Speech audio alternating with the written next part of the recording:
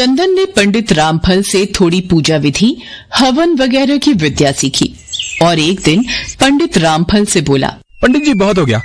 मैं जितनी मर्जी अच्छी पूजा पाठ की विद्या सीख लूं, फिर भी लोग आपको याद करते हैं। मुझे तो सब नाई का बेटा ही बोलते हैं।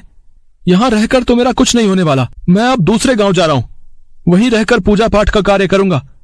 कम से कम कुछ पैसे तो आएंगे। क्या तू दूसरे गांव जाकर पंडित बनेगा? तू एक नाई का बेटा होकर पंडित का काम करेगा? तुझसे नहीं होने वाला। कुछ दिनों में ही वापस आ जाएगा। जा, जाता है तो जा। मैं तो चला दूसरे गांव।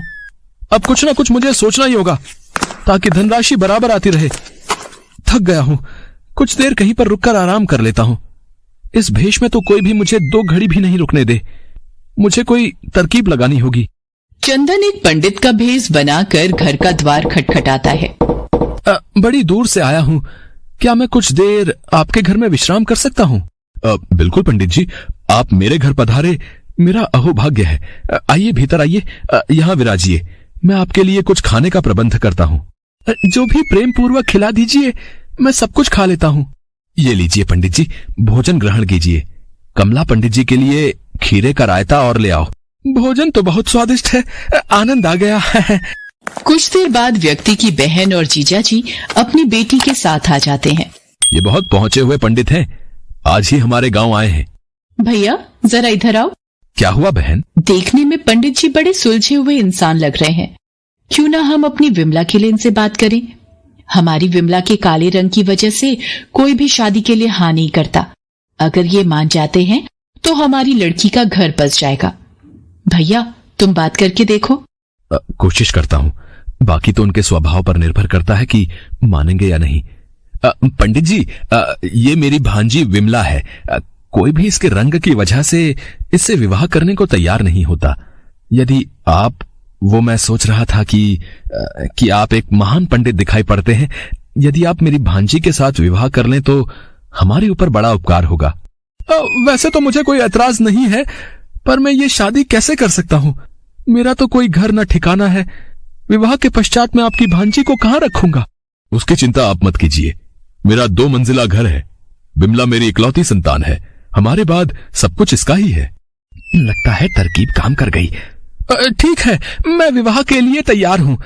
फिर मुझे कोई आपत्ति नहीं है। चंदन की शादी विमला के साथ हो जाती है और वो घर जमाई बनकर आराम से वहाँ रहने लगता है। देख विमला, मैंने तुझसे विवाह करके तेरे ऊपर एहसान किया है। तुझे मेरी खूब सेवा करनी होगी। जैसा मैं कहता हूँ वैसा ही करना। चलो, मेरे पैरों में बहुत दर्द हो रहा है।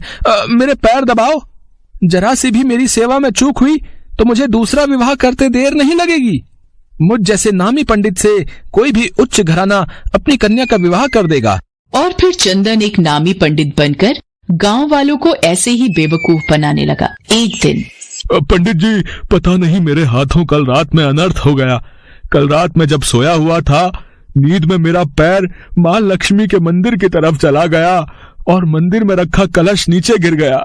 मेरी पत्नी ने कहा कि माँ लक्ष्मी हमसे रूठ जाएंगी, इसलिए आपसे कोई उपाय पूछाऊं। भूल तो हुई है, पर तुम चिंता मत करो, इसका उपाय मेरे पास है। माँ लक्ष्मी को प्रसन्न करने के लिए एक पूजा करनी होगी। बस 21,000 रुपए का चढ़ावा, चावल, चीनी और तेल, ये कुछ सामान माँ लक्ष्मी के नाम का तुम मुझे दे देना। मैं तुम्हारी तरफ से पूजा कर दूंगा और फिर माँ लक्ष्मी की नाराजगी दूर हो जाएगी।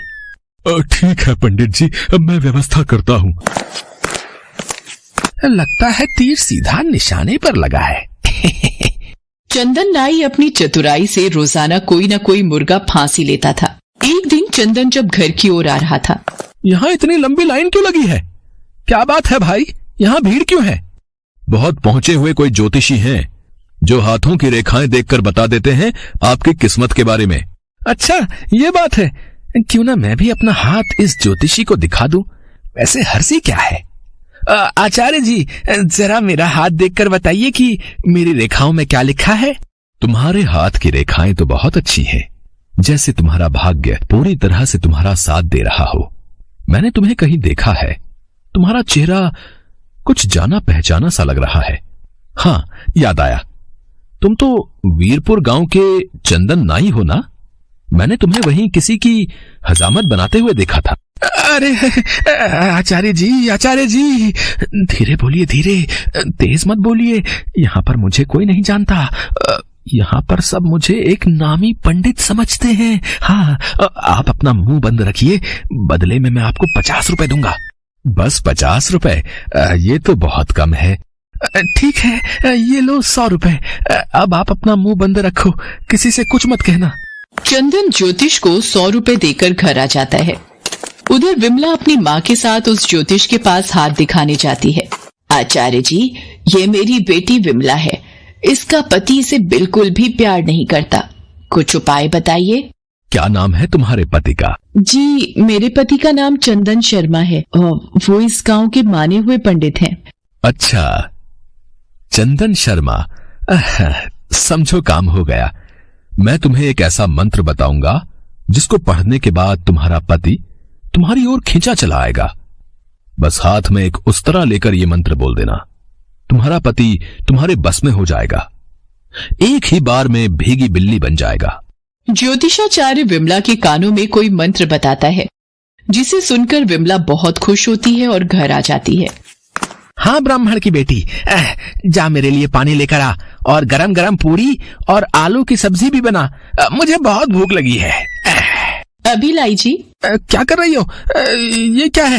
ये क्या उठा कर ला रही है? उस तरह तेरे हाथ में कैसे आया? ज्योतिष ने बोला, नाई का बेटा ब्राह्मण के घर पर ब्राह्मण बनकर छुप कर बैठा, और वो है सबसे बड़ा झूठा। अरे, ये सब तुम्हें किसने बताया? ज्योतिष ने मेरा हाथ देखकर ये सब मुझे बोलने के लिए बोला। सर्वनाश, ये ज्योतिषी तो मुझसे भी चतुर निकला। मेरे से 100 रुपए भी ले लिए और सब कुछ उगल भी दिया। वो जो भी बोला है, तुमने अगर ये बात किसी को बताई तो मुझसे बुरा कोई नहीं होगा। इतना बुरा हाल करूंगा तुम्हारा कि तुम याद रखोगी। हाँ, मैंने आपका क्या बिगाड़ा है जो आप मुझे ये सब बोल रहे हो और गुस्सा हो रहे हो? अगर आप मेरे ऊपर चिल्लाए या गुस्सा किया तो मैं दोबारा फिर से वही बोलूंगी। ज्योतिष ने बोला, नाई का बेटा ब्राह्मण के घर में ब्राह्मण बनकर छुप कर बैठा, वो सबसे बड़ा झूठा। मैं ये बात सबको बता दूंगी, सबको बोल दूंगी। बिल्कुल चुप चुप चुप, यही चुप हो जाओ। अगर ये बात गांव के लोगों को पता चल गई तो वो मुझे बहुत मारेंगे पीटेंगे, मेरे हाथ पैर तोड़ देंगे। अरे नहीं नहीं, मैं तो बस यूं ही तुमसे मजाक कर रहा था। तुम तो मेरी प्यारी विम्मू हो, विम्मू। मैं क्या तुम पर कभी गुस्सा कर सकता हूँ? है, कर सकता हूँ? बताओ। ज्योतिष ने तो बड़ा अच्छा मंत्र बताया है। सुनिए जी, मैं पूरा दिन काम करके थक जाती हूँ। मेरे पैरों में बहुत दर्द हो रहा है। मैं बहुत थक गई हूँ। ठीक है ठीक है, मैं तुम्हारा सारा काम कर दूंगा। ठीक है। मेरे पैरों में बहुत ज्यादा दर्द हो रहा है।